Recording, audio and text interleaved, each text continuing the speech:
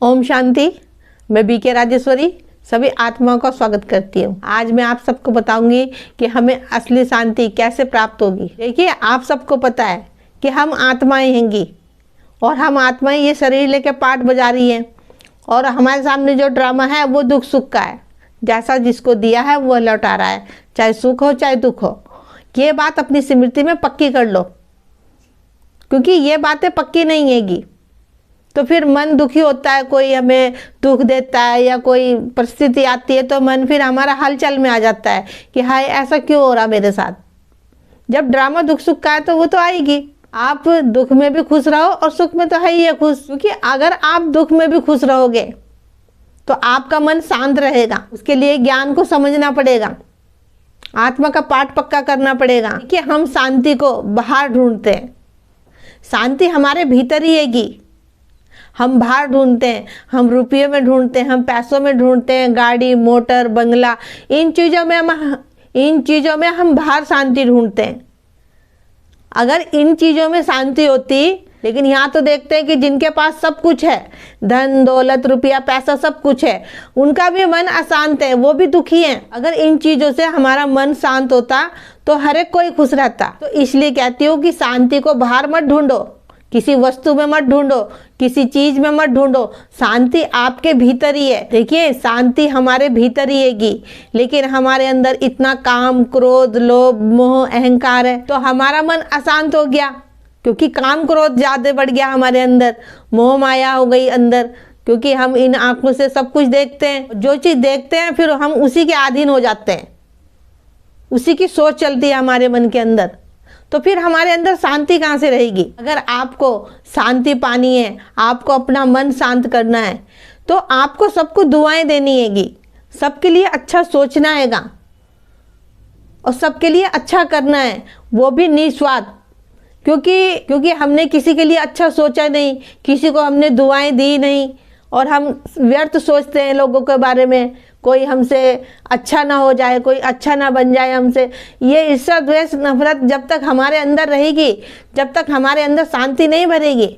इसलिए कहते हो कि सबको प्रेम करा करो। सब हम आत्माएं भाई भाई हैं, आत्मा भाई भाई समझ के सबको दुआएं दिया करो, उनके लिए कल्याण की भावनाएं रखा करो।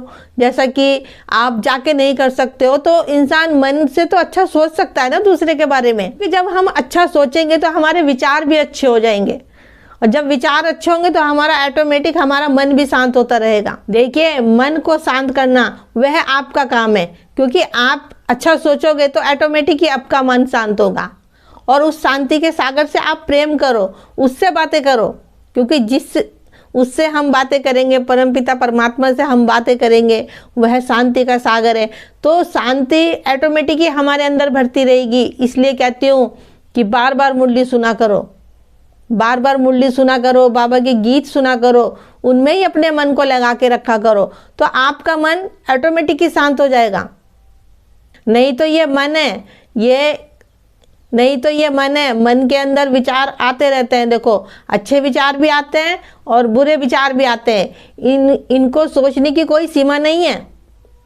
जैसा कि आप सबको पता है, बैंक में पैसा रखने की तो एक सीमा आएगी, लेकिन जो हमारे अंदर सोच चलती है ना, अच्छी और बुरी, उसकी कोई सीमा नहीं है। लेकिन डिपेंड आप पे करता है कि आप अच्छा सोचते हो या बुरा सोचते हो।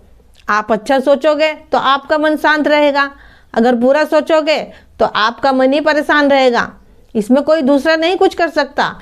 इसमें प्रैक्टिस आपको ही करनी है कि हम अपने मन को कैसे शांत करें, हम अपने मन के अंदर क्या क्या डालें, क्या सोचें हम अपने मन में। तो जब हम सबके लिए अच्छा सोचेंगे तो मन ऑटोमेटिक ही शांत होगा। अब जिंदगी भर क्या करा, हमने सिर्फ अपने लिए सोचा, अपने परिवार के लिए सोचा, अपने बच्चों के लिए सोचा, कभी हमने दूसरों के लिए सोचा ही नहीं। तो वो सब अपना मेरे ही मेरा भरा हुआ है।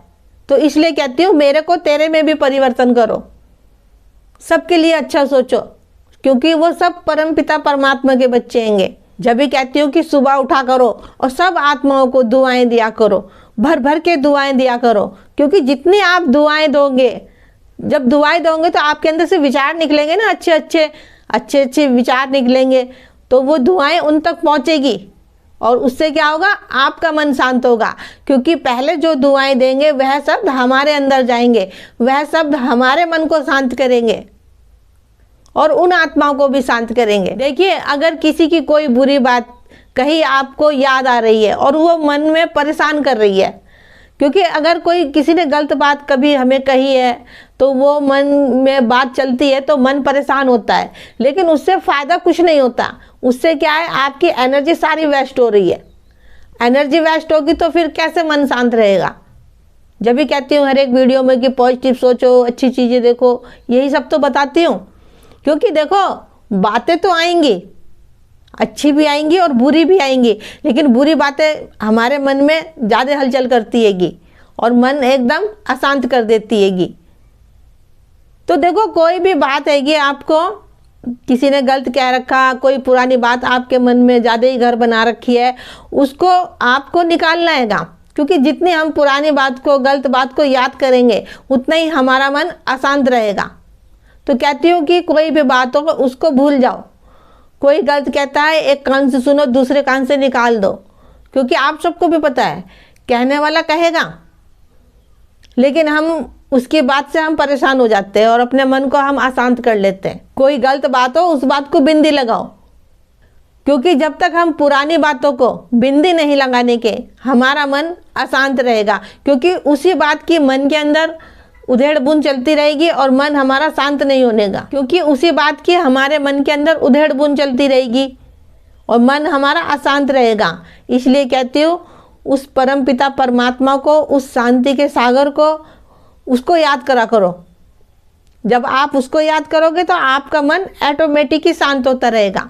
जितना याद करोगे उतने ही शांत होता रहेगा और वह चीज़ सब आपकी रूटीन में आ जाएगी और आपका मन शांत हो जाएगा धीरे धीरे, और आपका मन धीरे धीरे शांत हो जाएगा।